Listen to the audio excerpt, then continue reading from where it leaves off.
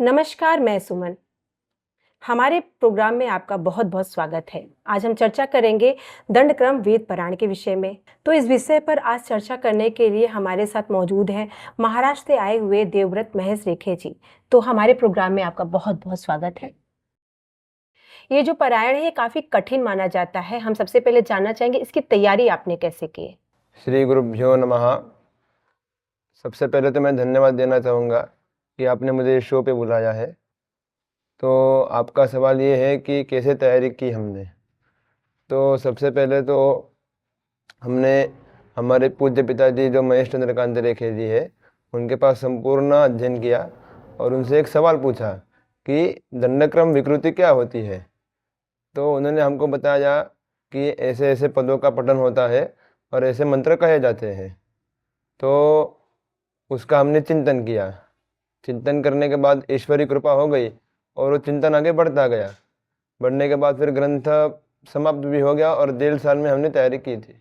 जैसा कि आपने बताया कि इसे पूर्ण करने में आपको 1.5 साल लग गए, जिसकी वजह से आपको ये कंठस्थ हो पाया है। तो मैं ये आपसे जानना चाहूँगी हर दिन आपने कितना समय दिया है?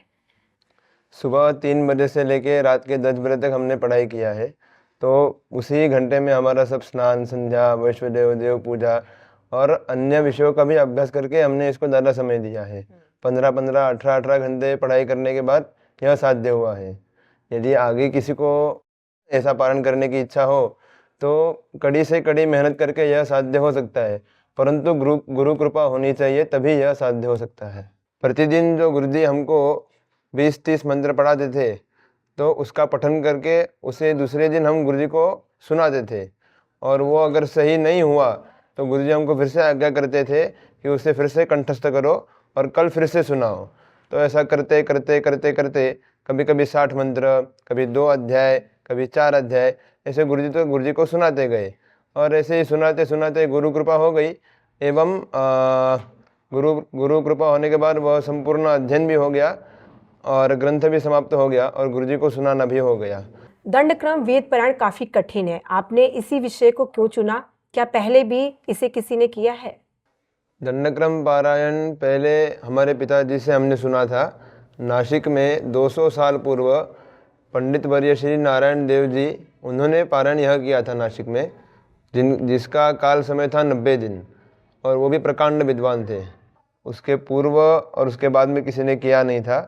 तो गुरुजी ने और पिताजी ने, मतलब हमारे पिताजी और गुरुजी एक ही है, तो उन्होंने आज्ञा किया कि 200 साल पूर्व जो दंडक्रम पारायण हुआ है वो अभी लुप्त हो गया है, तो आप उसको, उसी परंपरा को, उसी पारायण को फिर से पुनरुज्जीवित करो।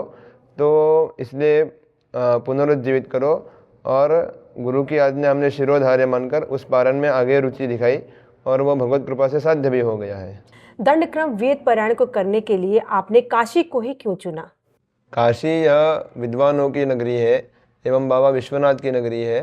तो यहाँ पर जितने भी भारतवर्ष में पूरे जो विद्वान हैं वो काशी से ही पढ़कर बाहर गए हैं और इस स्थान का भी उतना ही महत्व है, इसलिए हमने काशी स्थान चुना था पारायण करने के लिए।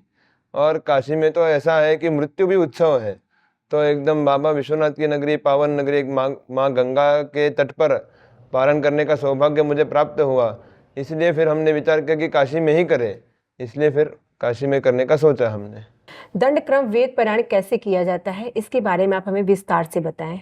जी, हमारा वेद है यजुर्वेद, शुक्ल यजुर्वेद माध्यन्दिन शाखा। तो उसमें संहिता, पदक्रम, ये हुई प्रकृतियाँ। आगे फिर जटा, माला, शिखा, रेखा, ध्वज, दंड, रथ और घन, ये 8 विकृतियाँ हैं। तो 8 विकृतियों में सबसे कठिन विकृति है दंडक्रम।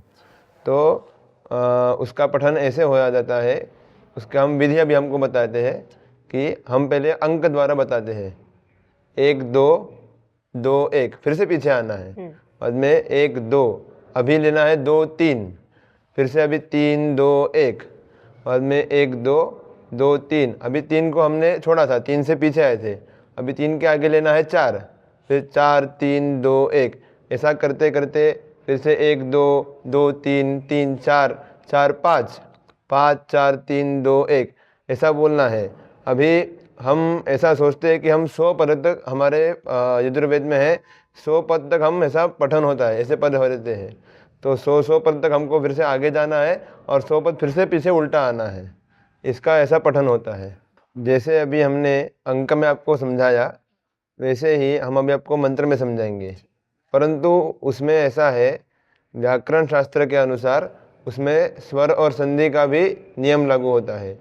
वह नियम पालन करते ही हमको पूरा मंत्र, पूरा ग्रंथ का अध्ययन और पठन करना रहता है।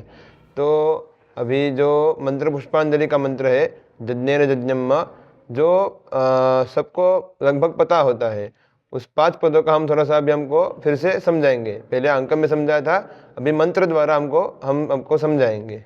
अभी यज्ञेन यज्ञम मंत्र का हम आपको पठन करके समझाते हैं। जी। यज्ञेन यज्ञम, ये हुआ 1 2, ठीक है। अभी उल्टा आना है, 2 1। यज्ञं यज्ञेन, यज्ञेन यज्ञम, 1 2। अभी 2 3 में क्या आएगा, यज्ञमयजन्त। अभी 3 2 1, अयजन्त यज्ञं यज्ञेन, यज्ञेन यज्ञम, यज्ञमयजन्त। ये हुआ 3। अभी चौथा पद लेना है, अयजन्त देवाः, देवा अयजन्त यज्ञं यज्ञेन। 4 3 2 1 हुआ अभी। अब फिर से 1 से 5 तक जाना है।